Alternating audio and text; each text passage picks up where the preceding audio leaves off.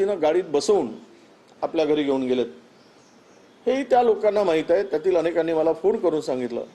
मी म्हटलं की तिथे ते नेले तरी ते खासदार आहेत पक्षाचे, तुम्ही ती जबरदस्ती नेऊत की तुम्ही कशाने नेऊ, पण ते जाऊ देत, कारण शेवट आपल्याला एकत्र यायचं आहे आणि एकत्र येऊनच तो चंद्रपूरचा मेयर आपल्याला करायचा आहे, ही त्यामागची आमची भूमिका होती, कालही होती, आजही आहे।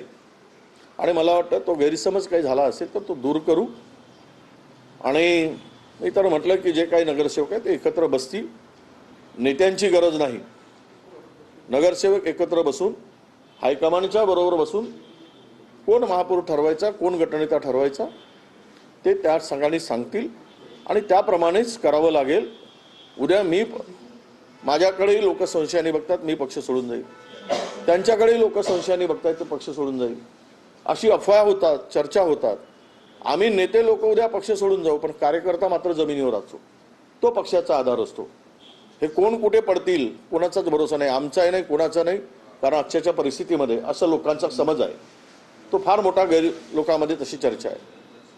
आम्हाला आमच्यापेक्षा नेते गेले हव्यावर, पण कार्यकर्ता जिवंत राहिला पाहिजे, तर तो पक्ष जिवंत असतो। आणि म्हणून माझी भूमिका या सत्तांमध्ये नगर परिषदांच्या निवडणुकीमध्ये सुद्धा तीच राहिली आणि महानगरपालिकेमध्ये सुद्धा जवळपास मी 20 सभा त्या ठिकाणी घेतली, वार्डात मी फिरलो। आमच्या ताई म्हणतात की महिनाभराच्या नाही 15 दिवसापूर्वी तर ताई तिकडे चंद्रपूर दिल्लीलाच होत्या, प्रतिभाताई। आणि त्यामुळं त्यांनी केला प्रयत्न, नाही केला असं नाही, त्यांनी मेहनत केली, मी पण मेहनत केली आणि दोघांनी मेहनत करून आलेला तो निकाल आहे।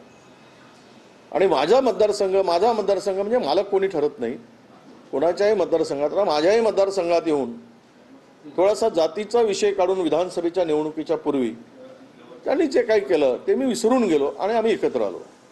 मला खूप त्रास झाला त्याचा, समाजामध्ये गैरसमज निर्माण केला गेला की इथे कोणीही झालं तरी कुणबी समाजाचाच माणूस निवडून आला पाहिजेत विधानसभेत, असं म्हणून माझ्या मतदारसंघात मेळावा घेतला।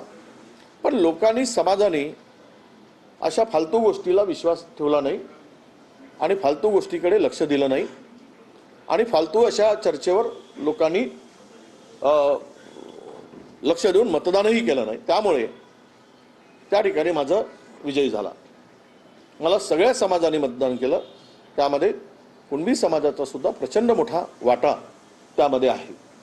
परंतु असाच समाज एखाद्या खासदारांनी एखाद्या आमदारांच्या मतदारसंघात जाऊन जातीय विष ओकणं, म्हणजेच खासदार धानोरकर काय फक्त एका समाजाच्या भरोशावर आला असं समज करून घेणं, ते चुकीचं आहे।